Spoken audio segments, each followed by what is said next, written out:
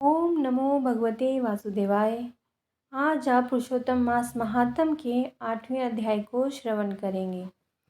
इस अध्याय में बताया गया है कि जब श्री विष्णु श्री कृष्ण के पास अधिमास को लेकर गए तो उन्होंने अपना नाम उन्हें दे दिया।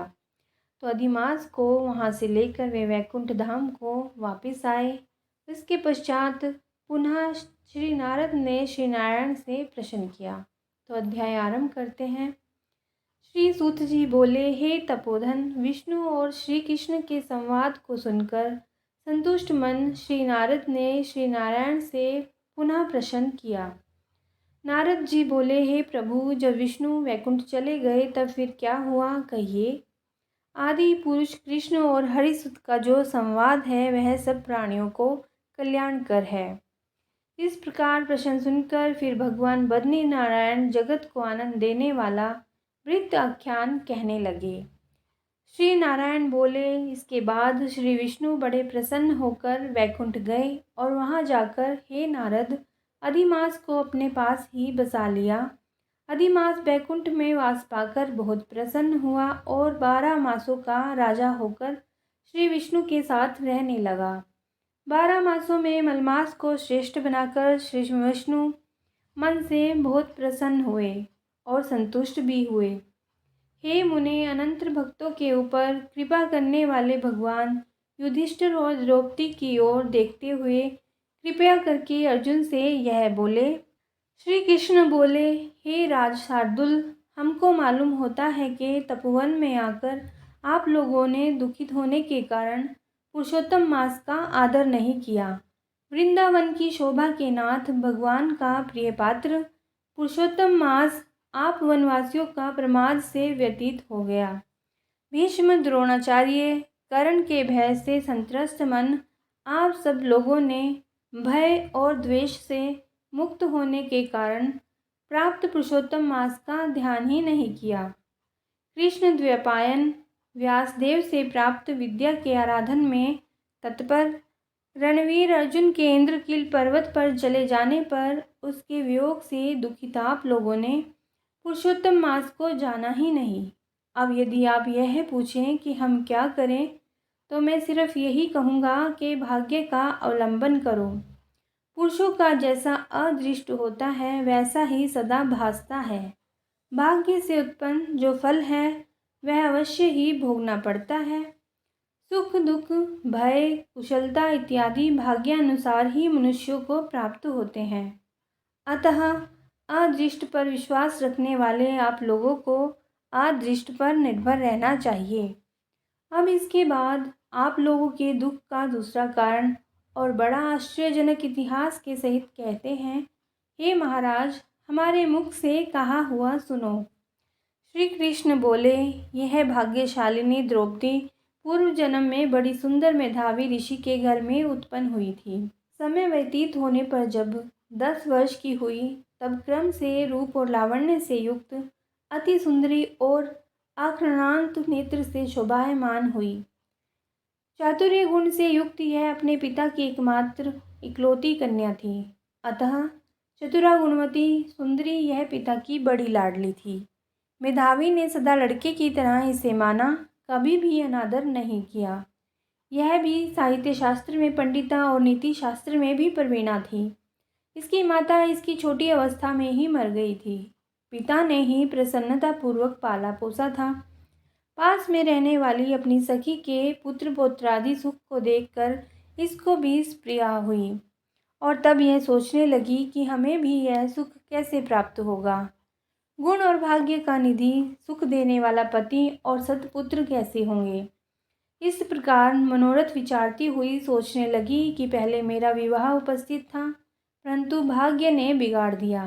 अब क्या करने से अथवा क्या जानने से और किस देवता की उपासना करने से या किस मुनि के शरण जाने से अथवा किस तीर्थ का आश्रय करने से मेरी मनोकामना पूर्ण होगी।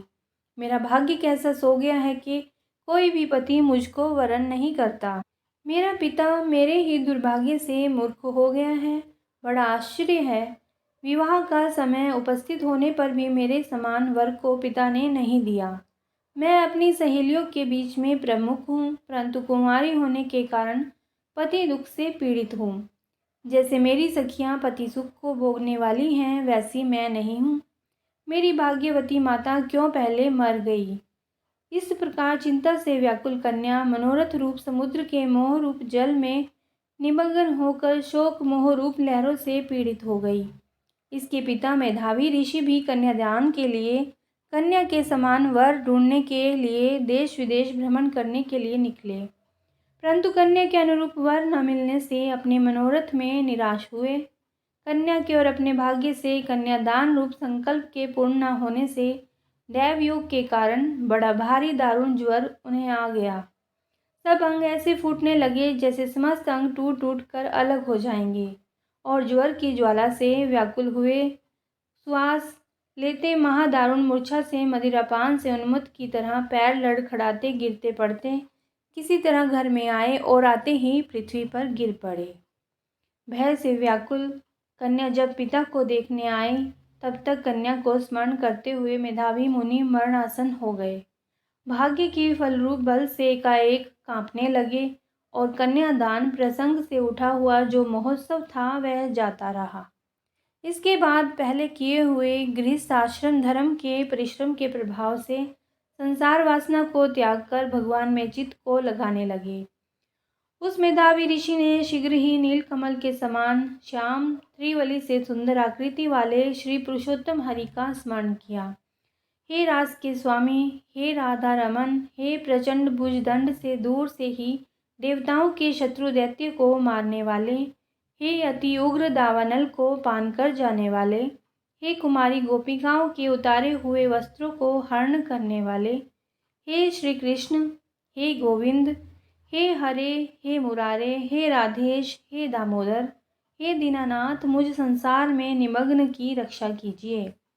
इंद्रियों के ईश्वर आपको प्रणाम है। इस प्रकार मेधावी के वचनों को दूर से ही सुनकर श्री भगवान के दूत चटपट मुकुंद लोक से आए और उस मरे हुए मुनि को हाथ से पकड़कर ईश्वर के चरण कमलों में ले गए। इस प्रकार अपने पिता के प्राणों को निकलता देखकर वह कन्या हाहाकार करके रोने लगी और पिता के शरीर को अपनी गोद में रखकर अति दुख से विलाप करने लगी। चील पक्षी की तरह बहु देर तक विलाप करके अत्यंत दुख से विहल हुई और पिता को जीवित की तरह समझकर बोली, बाला बोली, हाय हाय हे पिता, हे कृपा सिंधु, हे अपनी कन्या को सुख देने वाले, मुझे आज किसके पास छोड़कर आप बैकुंठ सिधारे हैं। हे तात, पितृहीन मेरी कौन रक्षा करेगा। आज मेरे भाई बंधु माता आदि कोई भी नहीं है। हे तात, मेरे भोजन वस्त्र की चिंता कौन करेगा। कैसे मैं रहूँगी इस शून्य वेद ध्वनि रहित निर्जन वन की तरह आपके घर में। हे मुनि श्रेष्ठ, अब मैं मर जाऊंगी, ऐसी जीने में क्या रखा है। हे कन्या में प्रेम रखने वाले पिता, हे तात, विवाह विधि बिना किए ही आप कहाँ चले गए। हे तपोनिधि, अब यहाँ आइए और अमृत के समान मधुर भाषण कीजिए। क्यों आप चुप हो गए। हे तात, बहुत देर से आप सोए हैं, अब जागिए। ऐसा कहकर आंसू बहाती हुई घड़ी घड़ी कन्या विलाप करने लगी और पिता के मरने से दुखी हुई आता चील पक्षी की तरह मुक्त कंठ से रोने लगी। उस लड़की का रोदन सुनकर उस वन में रहने वाले ब्राह्मण आपस में कहने लगे कि इस तपोवन में अत्यंत करुण शब्द से कौन रो रहा है। ऐसा कहकर सब तपस्वी चुप होकर कि यह मेधावी ऋषि की कन्या का शब्द है, ऐसा निश्चय करके घबराए हुए हाहाकार करते मेधावी के घर में आए और वहां आकर सबने कन्या की गोद में मरे हुए मेधावी ऋषि को देखा और देखकर उस वन के रहने वाले सभी मुनि भी रोने लगे। कन्या की गोद से शव को लेकर शिव मंदिर के पास शमशान पर गए। वहां काष्ठ की चिता लगाकर विधि से अंत्येष्टि कर्म कर उसका दाह किया। दाह के बाद कन्या को समझाकर सब ऋषि अपने अपने आश्रम गए। इधर कन्या भी धैर्य धारण करके यथाशक्ति क्रिया के लिए द्रव्य खर्च किया। इस प्रकार पिता की मरण क्रिया को करके कन्या इसी तपोवन में निवास करने लगी और पिता के मरण रूप दुख अग्नि से जली हुई रंभा की तरह व्यतीत होती हुई एक बछड़े के मर जाने से जैसे गायें चिल्लाती हैं और खाती नहीं, कमज़ोर होती हैं, वैसे ही यह बाला भी दुखित हो गई। तो इसके पश्चात जो हुआ वह आप अगले अध्याय में श्रवण करेंगे। हरि शरणम।